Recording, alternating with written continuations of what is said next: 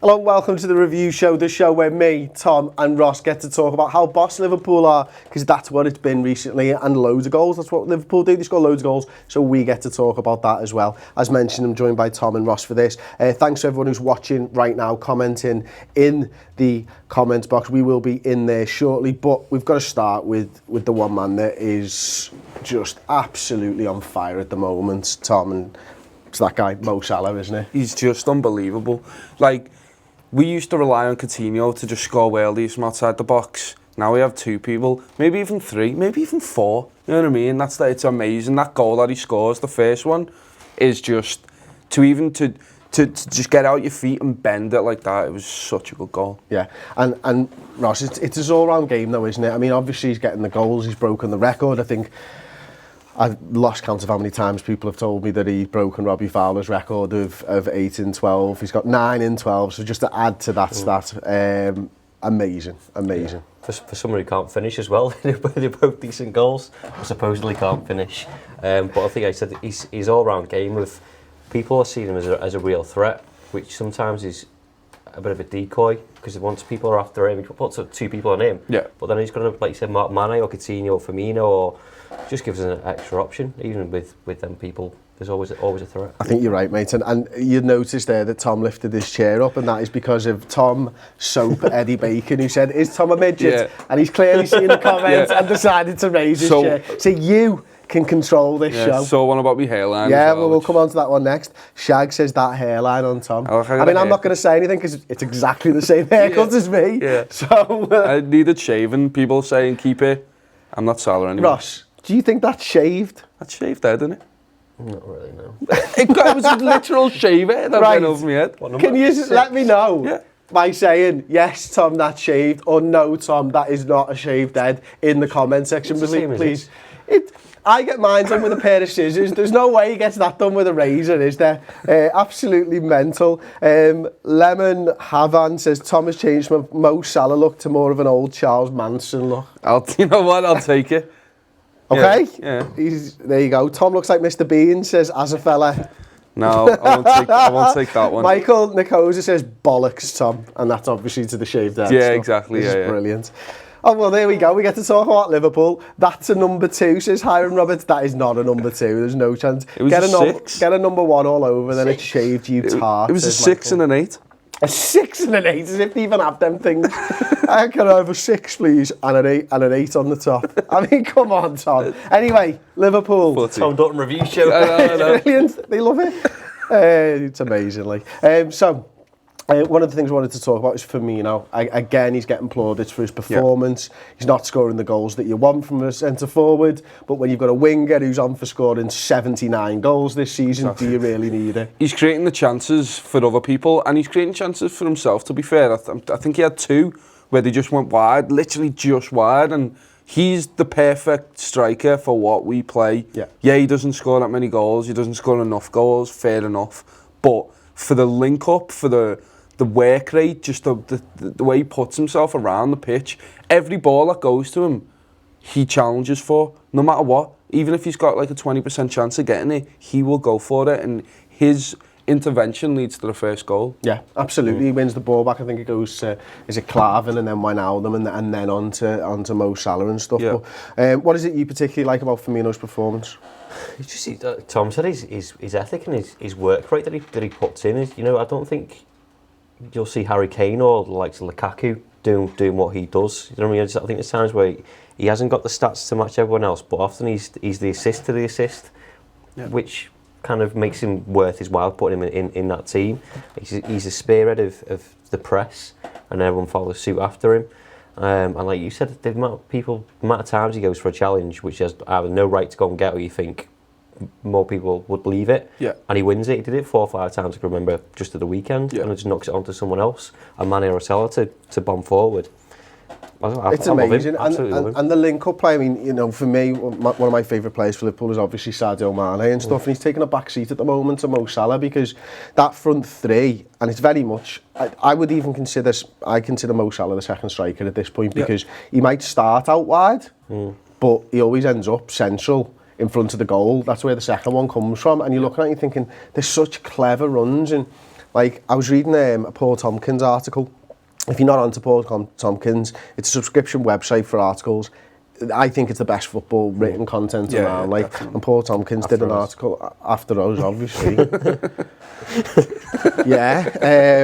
And you know, I think it's amazing. But he did an article about how Russia used to pull out wide to then run inside, whereas Mo Salah doesn't even do that. You know that he's going to be darting in behind. The second goal's, you know, exactly what Mo Salah's about, isn't it? You know, Coutinho outside the boot, little through ball, and Mo Salah's there, the wrong side of the goal from where he started. To slot it again. It's weird, that's what Sturridge used to do. Sturridge, and that's what a bit of pace can do. That run that he makes is so intelligent, and the ball's perfect, don't get me wrong, but the run, he bends it through right behind the two centre-backs, and then he seems like he's got acres of space in front of the goalkeeper. He's just like you so said good. before, though, that leading up to that, Firmino pulls Van Dijk out almost, doesn't he? But Salah must go space. Yeah, I'm having that. Exactly. Well, that's it. Max Robertson says here, Firmino's creating chances. He's the perfect striker for Klopp's tactics. It's kind of what we've been saying, isn't it? And you know, a lot has been said about Virgil van Dijk's involvement in the second goal. Now, I know mine and Tom's views slightly differ, but although I agree with Tom at the same time, you're very much Van Dijk's at fault for that goal. He shouldn't be out there, in my opinion. I get why he's out there, but he shouldn't. He creates a space there that Mo Salah just goes, bang, I'll eat that up all day, is my opinion. Yeah. So, Firmino, I think, you know, Van Dijk's looking for a foul off Firmino, isn't he? Because he's coming back to the ball, Roberto Firmino. And I like what you said a minute ago. Most players don't even bother going for that, but he goes for it. He causes Van Dijk issues. Van Dijk's then moaning about the challenge that he thinks is a foul. Yeah. And then Firmino just drops in as Coutinho picks up the ball, and Van Dijk's got a question asked of him. Does he follow Roberto Firmino, or does he drop back in to solidify that back four? Now, he follows Roberto Firmino. He actually gets caught a bit in no man's land because he's trying to sort of do a bit of both, which is the worst thing you can possibly do, isn't it? And then Mo Salah sees that space, exactly right, runs into it. Now, all over Twitter and stuff, everyone's going, Van Dijk, that was terrible and all this. All we've been saying all season is Roberto Firmino drops into the 10 and you ask a question of the centre-back. Does he go with him or does he not? Yeah. If he goes with him, you've got space for your striker. Can we give a little bit of credit to Roberto Firmino on that one? Because Van Dijk was in the wrong, but that's exactly what your centre-forward should be doing in Klopp's system. It's absolutely brilliant. I'll tell you what, someone else I wanted to talk about. Oh, hang on, Sarah Smith says Van Dijk is overrated. Wow, this is something that's come out of this weekend as well, isn't it? Good, get his price down. Sorted. He's been doing it all season. He hasn't been great so far this season, but I don't think his head's not there, or his attitude's not there. He was fuming at the end, wasn't he? He was absolutely raging, and that might have been the crunch that Hendo put in on him, but he wasn't happy. Lovren took him out. He did. Half, he absolutely did. I think want my place? Well, I think he's just thinking, I could have been on the other side here. I could have been winning 3-0 if it weren't for one person's, maybe two people's fuck up, and he's not at the club. So he's probably gutted. And on that, Southampton overall were terrible. I thought we were talking about it before. They were just shocking. And I wasn't us just embarrassing them because we were good, but some of the passing was just like we said this morning, was just all over the place. Yeah. The ball just rolled out of play 4 or 5 times. I know Emery Chan did it as well, but at that point you don't care. Standard Emery Chan. Exactly. Well, the one thing I wanted to bring up, the first and the third goal were from corners that broke down, and then we just kept the pressure on, I should say. The first one, Firmino wins it back, and we're on the edge of the box doing things. And the second one, it goes back out. Hendo gets the ball, plays a nice ball out to the wing. Then that ball that Mane plays is just, how does he get it through 2 players? But he does, and then we scored off it. The third goal, you mean? Yeah, the third goal. We're not giving up on plays. It's just really good tenacity from the old team. That Mane ball's mad because there's no player there when he plays the ball. Exactly. And there's so much trust in the players. You can see how much work's being done behind the scenes for these guys to just know. Because we've all done it. You play a pass in 5-a-side or something and the man doesn't make the run that you're expecting and you look like a tit and you have to apologise to everyone. And you know internally that it's the guy's fault. He should have been making that run. And Firmino's obviously, I think it was Firmino's there, isn't he? Plays the shots and stuff, and Fraser forced to get to the way. Coutinho, the rest, they say it's history. That's another positive with Salah. Someone could misplace a pass and it's made it look decent because you can just hit it anywhere and he's getting it. That's what you don't have in our 5-a-side, isn't it? You misplace a pass and we're like gassed trying to get it, like, come on! on, Exactly. come on. It's amazing. Like, okay, one other guy that I think's had a load of credit from the weekend that I think we should definitely talk about is Trent Alexander-Arnold. Now, Ross, what were your thoughts on him on the day? Let us know yours in the comments section. We'll start reading some of them out as well. I thought it was brilliant for someone to have so much confidence at that age. Within the first 5 minutes, he turned someone inside out and then nutmegged them. Yeah. That was 5 minutes into the game, and I think it kind of set the tone for the fans, because that got everyone up. It was a bit quiet first couple of minutes. Yeah. He did make the odd mistake where he lost possession, but every time he recovered and won the ball back. He just kept things simple. He went forward, not every time, but just certain times he went forward and took that gamble. But he was quite reserved, and I mean, if there was space behind him, he's got the pace to get in a block or a tackle, and then he's just his confidence to. He's not rushing to kick the ball away. Yeah. He's composed, and he'll find a pass every time. I look at the pass maps from 11, 10 and 11 on Twitter and stuff, and now Trent is very much a lot deeper than Alberto Moreno. It's almost that third centre back, as it were, on the pass maps, which we've seen before and stuff. But what he is doing is he's not sitting as deep as Joe Gomez was, is he? I mean, he's picking his moments to get forward, and moments when it's good for the team for him to go forwards as well, because we saw him play a ball into, I think it was Roberto Firmino. We saw him be the furthest man forward, maybe one of the first shots of the game he has off. He seems to understand when he can go and when he shouldn't. Yeah, he does. I think he did get beat a few times. I'm not of the opinion that he had a fantastic game on the weekend. I really think that he got caught out quite a few times. And I know that's what wingers are meant to do. You're meant to beat your fullback. You're meant to take them on. And fullbacks are meant to get beaten by and large. And he recovered really well. But it's one of them where I think that's where you see just a bit of deficiencies in him. And that's not even a problem, because he's a kid and he's going to get so much better. And the fact that we have players around him, we'll bail him out. And he did bail him out a few times. Can you see why Klopp's been playing Joe Gomez against the bigger teams in the league? Exactly. I think they're both composed on the ball, but you see Gomez and they've both had a few tests this season, and both of them have come out of it well, but I think Gomez he's never let his head drop. He's never...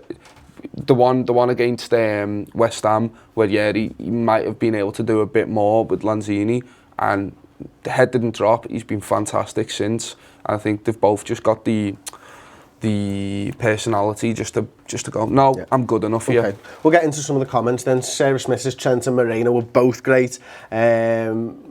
Michael Nicosia, Trent making a solid shout for right back, which should free up Joe Gomez for centre back, but too soon for Klopp, I think. A shame, but Gaffer knows best. LFC Aaron says Trent's very good, getting better with every game. Prescott, who made some solid challenges. Hugh Mungus, hello. Trent played flawlessly and was fantastic. Sarah Smith actually brings me on to another player. Thanks for the comments again. And it just says, why is it all that? It's definitely just thrown on there. Hendo was awesome. Don't get the hate. Is that something that you agree with, Tom? That's something I've agreed with since he's been a Liverpool player, really. It's mad, because everyone says he plays the sideways pass and the backwards pass, and he does, but sometimes that's how we need to play. When there was a moment as well where it's kind of the same thing where what's our goalkeeper called? Mignolet.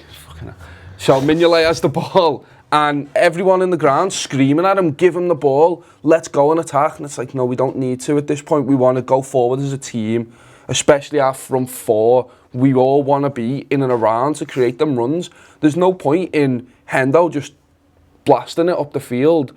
He can do that, but sometimes you've got to play it sideways, bring the team up with you, and that's how we score our goals. I don't understand why sideways and backwards passing in football is a bad thing. I don't get that. You keep possession, you've got more chance of winning games, exactly. Surely. For me, his role is obviously the defensive midfielder. It's basically just to win possession back or win the ball back, then give it to someone who's creative. Or there are moments where I think on Saturday he could have played the long ball and he didn't, but he will do. He just needs to, like Trent, pick his moments of what is good for the team and what isn't good for the team. And if someone in the crowd says play a 30-yard ball and it's not on for him, then why should he? Yeah. But yeah, I don't Okay. hate either. Evan Donlevy says not every pass can go forward. You need a guy who can control the game and stretch the opposition by switching it, which I absolutely agree with. Shubs, though, disagrees and says Henderson is so inconsistent. It is mad that, like, you know, we've got a Liverpool captain here who still very much splits the fan base, isn't it? Like, you know, even at the match, because sometimes when you go to the game, people have a different opinion of players, obviously, but quite often, I think most of the people who go to the game have a certain opinion. Maybe people who watch it on the telly have a different opinion. But even at the match, you get probably a 50-50 split of people who like Jordan Henderson and people who don't like Jordan Henderson. I find it really baffling because I see the backwards passes, I see the sideways passes, but I see everything else that he does for the team as well. Exactly. And it's just like some people, I'm not saying I'm right or wrong on this, but it's all that's ever mentioned is his sideways and backwards passes, but nobody ever mentions those whipped balls in that we score from, or the time when he wins the ball back and we start an attack and score. It's like people are just looking at one part of his game, and that's not just him. That's not 100% Jordan Henderson. The best part of his game is his tracking back.